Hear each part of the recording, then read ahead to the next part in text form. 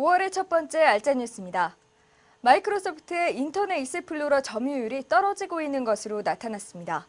미국의 한 시장조사 기관 발표에 의하면 MS의 익스플로러 점유율이 지난 4월 말 60% 아래로 떨어졌는데요.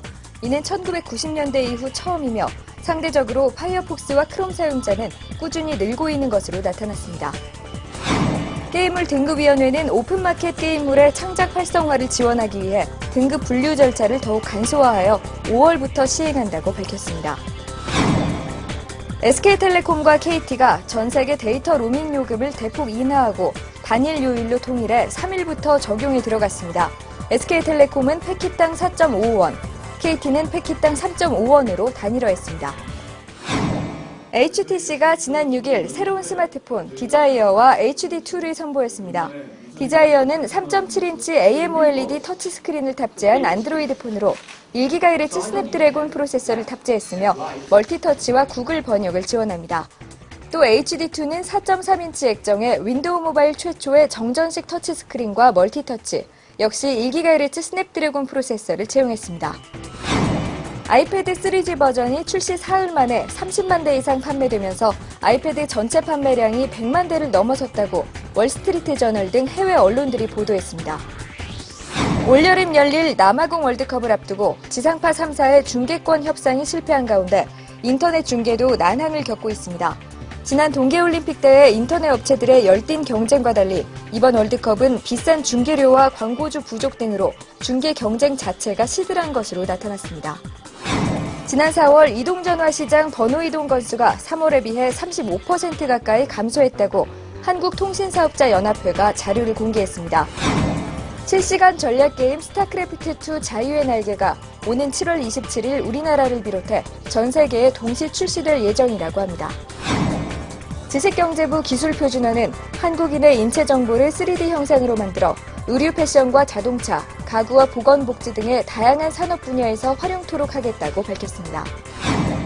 우리나라가 모바일 IPTV의 국제 표준화를 선도할 수 있는 기반이 마련됐습니다. 스위스에서 열린 국제전기통신연합회의에서 한국전자통신연구원이 제안한 모바일 IPTV 서비스 시나리오 및 기능 요구사항에 대한 과제 2건이 국제표준 개발 과제로 채택됐다고 한국ITU 연구위원회는 전했습니다.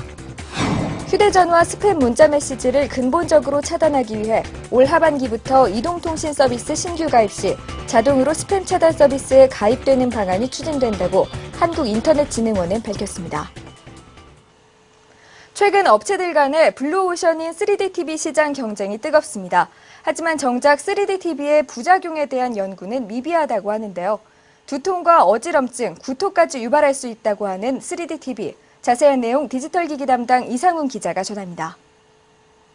전 세계적으로 3D TV 출시가 본물을 이루고 있지만 정작 3D TV의 안정성에 대한 검증이 이루어지지 않아 문제시되고 있습니다. 3D 영화 아바타 감상 도중 멀미, 구토, 어지러움을 느낀 이들이 많았습니다. 이러한 현상은 두 개의 영상을 합쳐 입체 영상으로 인지하는 과정에서 시각적 피로감이 발생하기 때문입니다. 특히 액티브 방식을 사용하는 3D TV는 입체감에 의한 시각적 피로 외에도 각종 위험 요소들이 2D 영상보다 많습니다. 무엇보다 걱정되는 부분은 광과민성 발작입니다. 광과민성 발작은 오랜 시간 불규칙적으로 깜빡거리는 빛에 자극받아 생기는 간질 발작을 말합니다. 닌텐도 증후군이라고도 하는 이 발작은 간질병적 요소가 잠재되어 있는 사람에게 잘 나타나며 국내에서도 지난 1993년 게임 도중 경련을 일으키며 발작 증세를 보인 사례가 있습니다. 대표적인 광과민성 발작으로는 일본의 포켓몬 쇼크를 들 수 있습니다. 포켓몬스터 애니메이션 감상 도중 몇 초간 빨강과 파랑 화면이 고속으로 깜빡거리자 그것을 보던 시청자들이 광과민성 발작을 일으킨 사건입니다. 3D 영상을 장시간 관람하게 되면 광과민성 발작을 일으킬 가능성이 있어 주의를 요하지만 3D TV의 올바른 시청 가이드라인은 아직 제대로 만들어지지 않은 상태입니다. 그렇기 때문에 매장에서 3D TV를 구매하는 이들에게 올바른 주의사항을 알려주지 못하고 있고 소비자들은 시각적 피로를 일으킬 수 있는 3D 영상에 무방비로 노출되게 됩니다. 아직 시력이 완전하지 않은 아이들의 경우엔 장시간 3D 영상 시청이 사시나 시력 저하를 유발할 수 있습니다. 3D 효과는 사람마다 느끼는 정도가 다르고 입체감도, 부작용도, 개체차가 커 객관적인 가이드라인을 만들기가 쉽지 않습니다. 하지만 시청거리가 길어지면 피로도를 줄일 수 있습니다. 가장 중요한 것은 피로가 느껴지면 시청을 멈추고 휴식을 취하는 것입니다.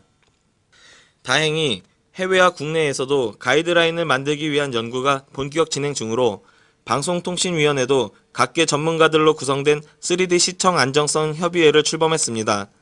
3D 영상은 놀라운 입체감을 안겨주는 매력적인 영상이지만 앞으로는 시청에 각별히 주의해야 할 듯합니다.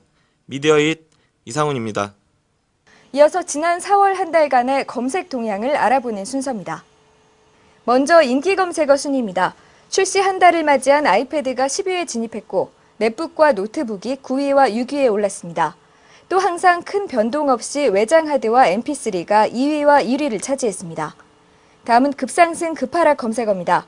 국내 첫 안드로이드 폰 갤럭시 S가 10위에 부쩍 늘어난 캠핑족들 덕분인지 텐트와 선글라스, 방수 카메라가 7위와 6위, 3위에 올랐습니다. 여름 대비 다이어트 검색이 가장 많은 계단 상승했습니다. 급하락 10위는 미니벨로, 넥서스1과 위가 6위와 4위를 차지했습니다. 신제품 출시로 관심받던 휴대폰 맥스가 2위, 신종플루 예방이 가장 많이 하락한 검색어로 나타났습니다. 이번 주 소식은 여기서 마칩니다. 고맙습니다.